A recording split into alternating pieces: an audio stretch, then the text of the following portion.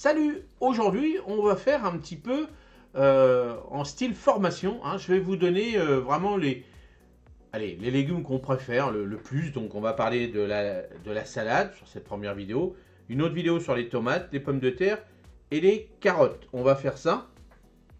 C'est vraiment les légumes qu'on a tous dans nos jardins. Et c'est vrai qu'on avait vu ça dans les commentaires. On m'avait posé la question. Ça serait bien de faire un petit guide sur le choix, le semis et l'entretien de ces légumes. Donc en règle générale, donc bien sûr tout le long du 2025, on le fera sur le terrain, on va dire.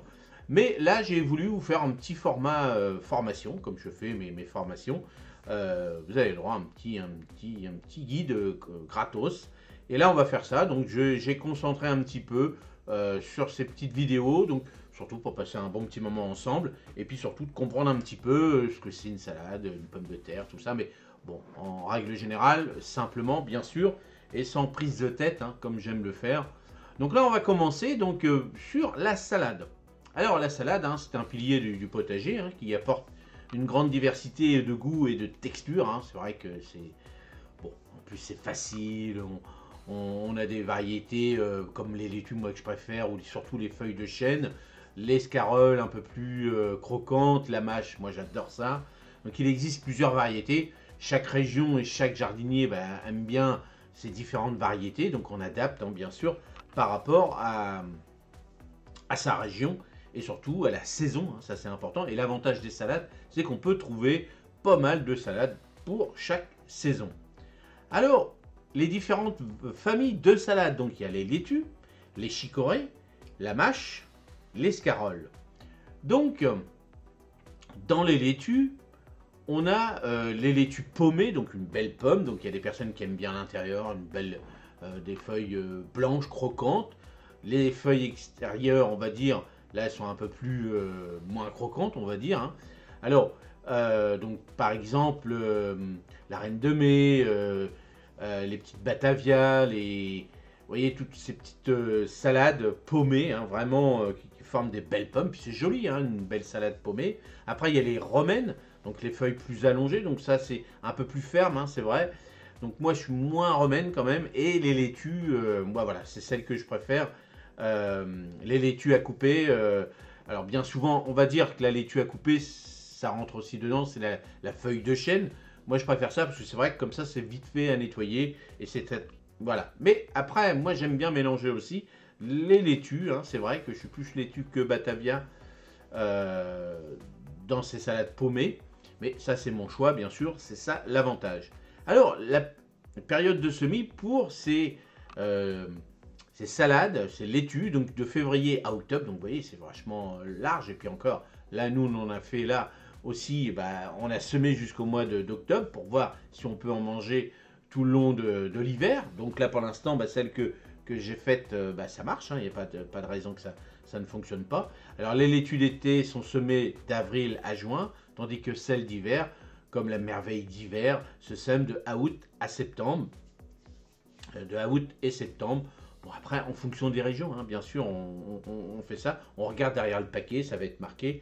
Et puis la laitue, cette variété de salade, c'est vraiment super parce que ça se plante où on veut. Mais ça, on verra ça ensemble en 2025, comment on peut boucher un petit peu les trous de tout ça. Quand on a des petits trous, hop, on met une petite salade et comme ça, on gagne de la place. Alors les chicorées se distinguent en chicorées frisées, scaroles et endives. Elles sont souvent cultivées pour la fin de l'été et l'automne, donc chicorée frisée comme la fine de Louviers, parfaite pour les régions où les hivers sont doux. Les chicorées scaroles à grandes feuilles avec la grosse bouclée qui résistent bien au froid. Elles sont souvent cultivées à l'automne et en hiver. Et les endives, bon bien sûr, moi j'avais fait une vidéo, si vous voulez aller voir, hein, j'avais fait deux vidéos même sur les endives, comment réaliser ces endives. Il y a pas mal de boulot, mais le résultat est sympa quand même. Si on adore les endives, bien sûr, c'est autre chose. Moi, je suis pas trop chicorée. Ça, c'est vrai que madame, oui, mais je suis pas trop chicorée. La frisée, par exemple, moi, ça me tourne dans la bouche le petit côté, on va dire, un petit peu piquant, hein, des petites frisettes, on va dire. Donc, voilà, moi, je suis pas trop chicorée, mais voilà, par contre, c'est joli comme tout. Il y a pas mal de boulot à aller faire si on veut avoir le cœur blanc, hein, bien sûr. Mais c'est des salades immenses, voilà. Et les endives, bah, c'est sympa à faire, c'est sympa. Moi j'aimais bien faire ça, mais bon, comme ça prend énormément de place, il y a quand même pas mal de choses. Et voilà, j'ai arrêté. Mais parce que j'ai des amis à côté qui sont spécialistes des endives.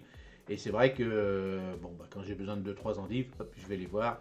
Et ils font encore de l'endive de pleine terre. Donc ça, c'est ça l'avantage. C'est pas les endives qu'on a maintenant, malheureusement, dans le Nord, où bah, il y a des grosses usines où c'est fait dans de la flotte, où là, il n'y a plus de goût. Mais bon, comme ils étaient spécialistes avant, bon, il reste des producteurs comme moi, j'ai à côté de chez moi, qui font encore de la pleine terre. Mais c'est pas ceux-là qui vous vend, que vous trouvez dans les grandes surfaces. Vous trouvez de l'endive qui est fait dans des bacs javelisés, tout le tralala. Mais bon, peu importe, c'est comme ça.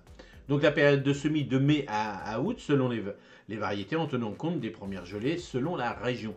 Tout ce qu'on vous dit, hein, ça sera en fonction de votre région, par rapport à l'exposition de votre potager, et la valeur, c'est-à-dire la qualité de votre sol, tout ça, hein, toujours, on pourra dire pas mal de choses, on pourra trouver toujours pas mal de choses, ça sera toujours un peu différent par rapport à vos régions, à vos sols et à l'endroit où vous avez mis votre potager, s'il est en plein vent ou pas, ou vous voyez, par rapport à votre voisin, comment il va être et tout, ça c'est important aussi. Alors la mâche. La mâche est parfaite hein, pour les semis d'automne et les récoltes d'hiver. Elle pousse bien bon, dans les conditions fraîches et humides. Alors, c'est sympa parce que c'est vrai que ça évite que la terre soit nue l'hiver. Et bah, moi j'adore la mâche. Par contre, la mâche, j'adore ça. Et en plus, moi, c'est moi qui j'en avais marre de manger des grains de sable. Hein. Des fois, j'en prenais en sachet, et puis il fallait la rincer 50 000 fois, et puis on avait toujours un petit grain de sable. Ça, j'ai horreur de ça. Et c'est vrai que bah, ma petite mâche, moi, comme je la fais pas dans du sable, hein, je la fais dans un sol bien drainant, bah, presque comme du terreau sous mon tunnel. Et bah, j'ai juste à la nettoyer et je me régale. Alors, une petite astuce pour la mâche. Donc, la période de semis, donc de fin août à octobre, elle tolère bien les gelées et peut rester en terre une bonne partie de l'hiver. Moi, il n'y a aucun souci. Surtout là, moi, je la fais sous les tunnels. Si vous n'avez pas la chance d'avoir un grand tunnel comme le mien, de la mâche sous un tunnel ou un châssis, un tunnel nantais ou un petit châssis, vous pouvez faire de la mâche. Ça tient super bien. Et après, vous mettez un petit voile dessus et ça pousse super bien. Et une petite astuce, vous ne l'arrachez pas. On voit bien, hein, les maraîchers, eux, ils ne s'embêtent pas parce qu'ils veulent libérer la place après. Ils enlèvent directement les racines. Nous, non, vous coupez à ras des racines et ça repart à chaque fois. Et comme ça, vous avez de la mâche jusqu'au printemps. Et au moment du printemps, bon, on va commencer à fleurir. Et à ce moment-là, là, vous pouvez la retirer. Alors, les scaroles, une croissance assez rapide et se prêtent bien aux régions plus fraîches. Elles peuvent être semées en plein été pour des récoltes automnales. Période de juin à août pour les semis, pour une récolte à l'automne. Elles supportent bien le froid, surtout si on les protège par un voile. Donc, c'est pareil que tout ce qui est chicorée, tout ça, tout ce qui est grande feuille, comme on a vu tout à l'heure, chicorée frisée, tout ça, la scarole, c'est pareil. On peut blanchir le cœur, tout ça, mais c'est des grosses salades et tout. Pas trop scarole, mais il en faut pour tous les goûts. Alors, comment, deuxièmement, donc comment semer les salades? Alors, les salades peuvent être semées à différents moments de l'année. C'est ça l'avantage hein, des salades. Moi, mon grand-père, quand il se met entre les tomates, le temps que ça pousse, hop, il remettait des salades. Il faisait jamais, c'était très très rare, qu'il fasse des rangs de salades. Il mettait ça, allez, entre les tomates, entre les pieds de tomates, entre les deux rangs de tomates, bah, il mettait un peu de radis, il remettait, vous voyez, il comblait complètement ça, parce que le temps que ça pousse, alors une salade, ça va quand même assez vite, les radis, c'est encore mieux, donc c'est pour ça qu'il mettait ça dans le rang. Pendant, allez, 3 semaines, même pas, en pleine saison, c'était déjà récolté. Donc comme ça, après, vous pouvez surveiller ces tomates à fur et à mesure. Donc, vous voyez, c'est ce qu'il faut apprendre hein, à fur et à mesure, bah, gagner de l'espace quand on a un petit espace, un petit potager. Et bah, ce genre de légumes, les salades, c'est génial parce qu'on peut en mettre partout et ça pousse facilement. Pas besoin d'engrais forts et autres, il n'y a aucun souci. Alors, dans la région du Nord, privilégiez les laitues rustiques en hiver, telles que les rouges d'hiver, les scaroles qui supportent bien les températures froides sous tunnel, vous pouvez semer jusqu'en mois de novembre.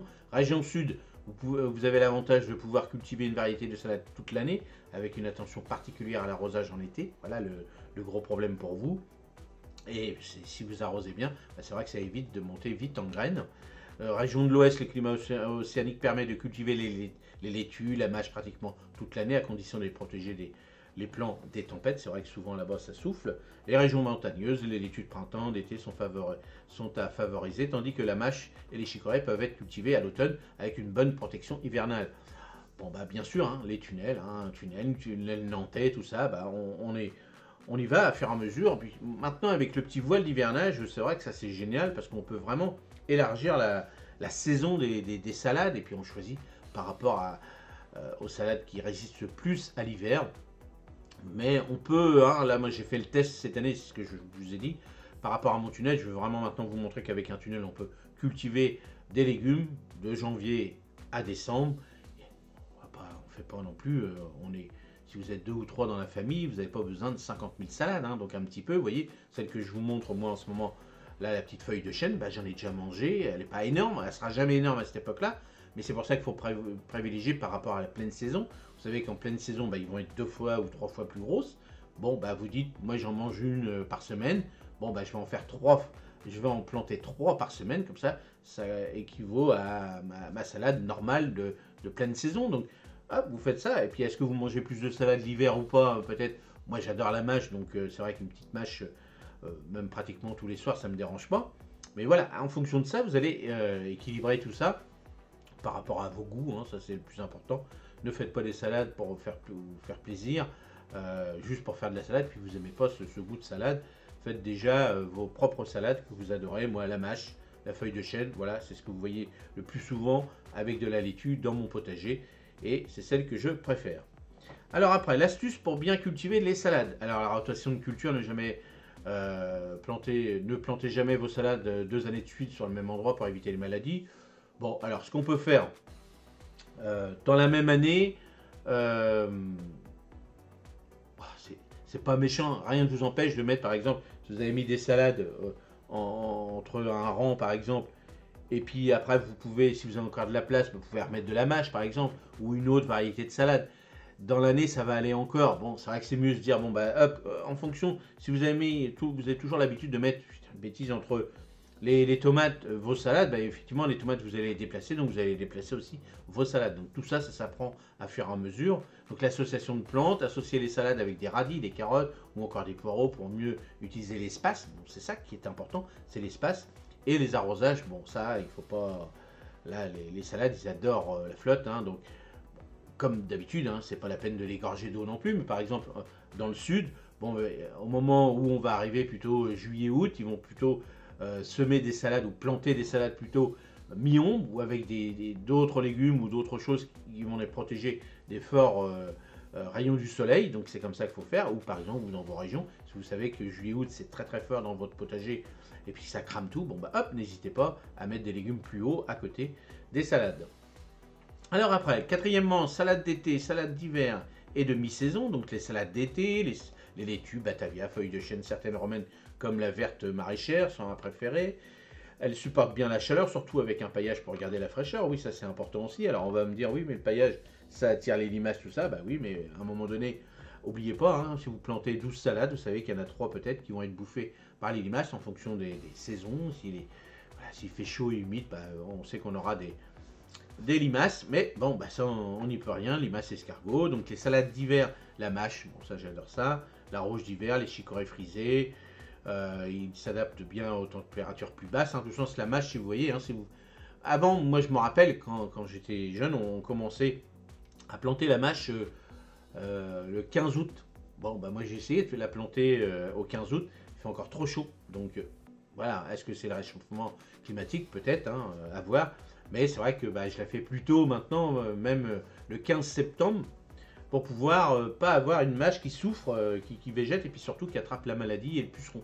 Donc bon, mais ça c'est en fonction des saisons, en fonction des régions surtout, puis de la nature du sol.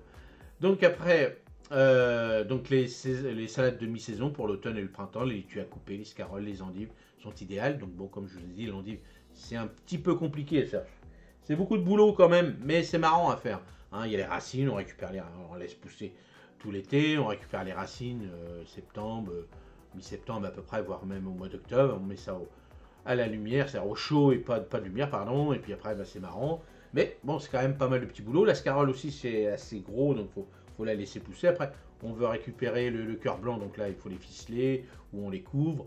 Bon, le plus simple, c'est les laitues à couper, comme je vous ai montré. Moi, j'ai semé plein de graines à la fois. On verra bien ce que ça va donner. Il n'y a pas de raison qu'on ne mange pas des petites salades.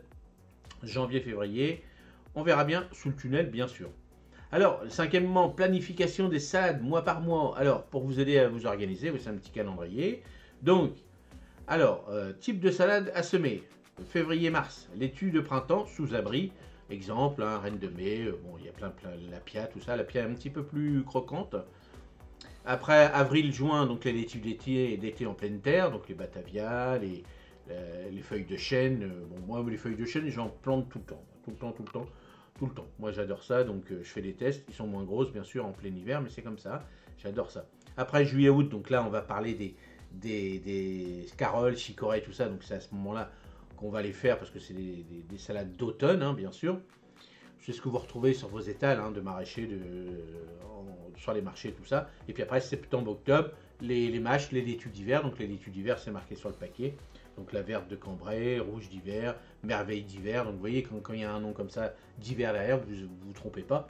Mais c'est important aussi de ne pas semer par rapport à la saison, de semer une laitue d'hiver en été. Elle va pas supporter, elle va vite monter en graines parce qu'elle va avoir trop chaud. Donc automatiquement, privilégiez ces petites marques de salade. Donc faites-vous votre petit truc de se dire, bon, après, vous pouvez acheter les plants directement. Généralement, les plants que vous achetez, c'est en fonction de la saison. Comme ça, vous n'allez pas vous tromper. Mais c'est sympa, hein, on fera ensemble des petites semis de salade. Vous verrez, c'est très, très simple. Alors, novembre, janvier, récolte des chicorées, des scaroles, mâches en pleine terre, protégées si nécessaire, grosses bouclées, rouge d'hiver, mâches de Cambrai, tout ça. Bon, ça, bah, bien sûr, bah, quand on a dans des régions un peu froides, bah, les endives, bah, ça fait des salades. Hein. Alors, je me rappelle quand on mangeait ça à la cantine, c'était dégueulasse, parce que c'était des endives faites dans de la flotte. Mais les petites endives de mon pote qui est à côté, bon bah je prends les plus petites, je les fais cuire à l'eau avec un petit peu de bouillon, tout ça. Et puis après, bah, je fais ça endive avec de la béchamel et du jambon, et ça je me régale super bien. Et voilà. Mais en salade, madame adore ça. Moi en salade, c'est trop croquant. Voilà. J'aime pas trop les salades croquantes, mais ça c'est chacun ses goûts. Et c'est ça l'avantage de nos potagers. C'est que on peut faire énormément de légumes, on peut s'éclater, on peut s'amuser. C'est ce que je vous dis à chaque fois, amusez-vous. Testez des nouvelles sensations hein, aussi, il y a des petites choses comme ça. Hein. Par exemple, dans les petites salades, on n'a pas parlé de la roquette. La roquette, c'est des petites feuilles très fumées, c'est vachement marrant.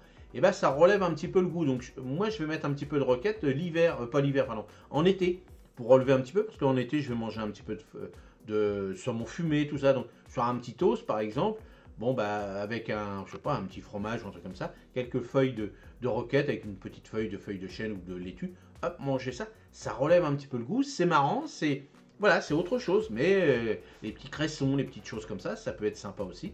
Donc, à voir, amusez-vous, faites des tests, mais l'avantage de la salade, c'est qu'on peut la mettre partout où on veut, et c'est pas un légume, hein, si vous êtes débutant, vous n'avez pas de place. Même dans des pots, si vous êtes sur un balcon, sur un rebord de fenêtre, dans une jardinière, vous semez, comme je vous ai montré, allez, une dizaine même plus que ça, une vingtaine de graines, 30 graines dans une jardinière de 50, de salade comme ça, vous attendez pas qu'elle fasse de la pomme, vous la faites en salade à couper, puis je peux vous dire que les feuilles que vous allez manger, ça va être super bon. Prenez simplement un bon terreau, voilà, qui fera l'affaire pendant la saison de la pousse de la salade, il n'y a pas besoin de rajouter de quoi que ce soit. Bon, c'est un peu, au début, vous pouvez mettre un petit peu d'urine si vous voulez. Au début, au moment où vous avez semé, vous commencez à voir que ça germe un petit peu, bon, faites attention de ne pas brûler les jeunes racines. Vous pouvez en mettre, mais en règle générale, si vous achetez ou vous mettez un bon compost que vous avez bien préparé, dans des pots ou dans des jardinières, ça fait le travail sans problème. Puis là, en pleine terre, bon, bah, vous verrez, la salade, elle va aller manger les restants qu'il y a un petit peu à gauche, à droite. Bon, il n'y a pas de raison, hein, si vous avez bien préparé votre sol là en ce moment, il n'y a pas de raison que les salades ne poussent pas chez vous. Le seul problème des salades, l'ennemi, c'est la limace, les escargots. Bah, on fait le partage. Voilà, c'est tout ce qu'il y a à faire pour moi. C'est comme ça que je fais. Allez, à la prochaine. J'espère que cette petite série va vous plaire. Donc là, on va parler des tomates, et puis des pommes de terre après, puis des carottes. Allez, à la prochaine. Salut, merci.